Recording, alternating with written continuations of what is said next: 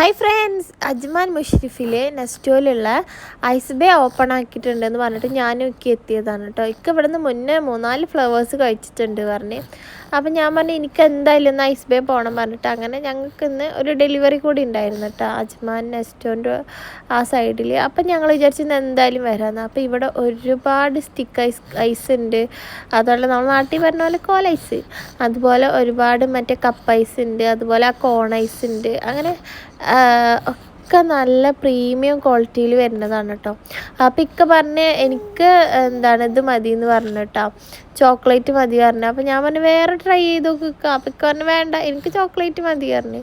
അപ്പോൾ എന്താ സംഭവം, ഇക്ക ഇവിടെ ഉള്ള ഒരുവിധമൊക്കെ ട്രൈ ആക്കിയിരിക്കണമെങ്കിൽ ചോക്ലേറ്റാണ് ഞാൻ ട്രൈ ആക്കാനുള്ളത്.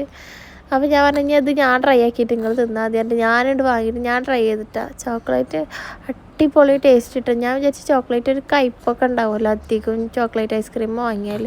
അപ്പോൾ ഞാൻ ഇക്കനോട് പറഞ്ഞാൽ അത് എനിക്കിഷ്ടമായി. അപ്പോൾ ഞാൻ പറഞ്ഞു അത് വേണ്ട, എനിക്ക് വേറെ ഏതെങ്കിലും ഫ്ലേവർ മതി പറഞ്ഞു. അങ്ങനെ ഞാൻ മൂപ്പരാളെ കൊണ്ട് ഓരോന്ന് ട്രൈ ചെയ്യിക്കാൻ വിചാരിച്ചു. ഞാൻ ഫസ്റ്റ് തന്നെ പിസ്ത ട്രൈ ചെയ്തപ്പോൾ പിസ്ത എനിക്കിഷ്ടമായിട്ടാണ്. പിന്നെ ഞാൻ വേറെ ഏതെങ്കിലും ഒന്നും കൂടി അപ്പോൾ പറഞ്ഞാൽ അവക്കാഡോ ടേസ്റ്റ് ഉണ്ടാവും. അപ്പോൾ പിന്നെയാണ് എനിക്ക് ഇക്ക പറഞ്ഞത് ഇതൊക്കെ വാട്ടർ കണ്ടൻ്റാണ്, അപ്പോൾ മറ്റേ മിൽക്ക് കണ്ടൻറ്റ് വരുന്നത് നമ്മളെ സ്റ്റിക്ക് ഐസാണെന്ന് പറഞ്ഞിട്ടോ. അപ്പോൾ ഞാൻ എന്തായാലും ടെൻഡർ കോക്കനട്ട് എടുത്തിട്ട് എനിക്കത് ഭയങ്കര ഇഷ്ടമാണ് കേട്ടോ ഗൈസ്. കഴിച്ച് നോക്കിയപ്പോൾ എനിക്കത് ഭയങ്കര ഇഷ്ടമായി കേട്ടോ. ഞാൻ മുന്നേ ഇളനീർ പുഡിങ്ങും അങ്ങനെയൊക്കെ കഴിക്കണ ഒരാളാണ്. അപ്പോൾ എനിക്കത് ഭയങ്കര ഇഷ്ടമായി അതിൻ്റെ ടേസ്റ്റ് വൈസ്.